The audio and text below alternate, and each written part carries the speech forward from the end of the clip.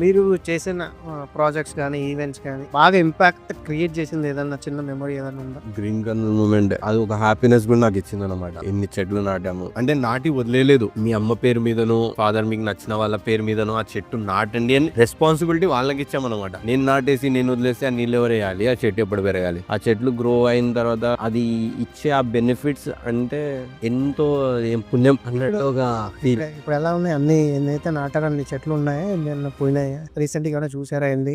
నేను నాటింది నేను చూసుకుంటాను. నేను వేరే వాళ్ళకి తీసుకొని నేను నాటలేదు. జస్ట్ మీ చెట్టు మీరు నాటాలి. దాంట్లో అది 10 నిలబడని 3,000 to 4,000 ప్లాంట్స్ డ్రామా ఒక్కటి నుంచే మనం తీసుకున్నాం. ఆ 3,000 to 4,000 ప్లాంట్స్ లో ఒక 1,100 వచ్చినా కూడా అదొక సక్సెస్ అని నేను అనుకుంటాను. సో అది పెద్ద చేస్తున్నారు.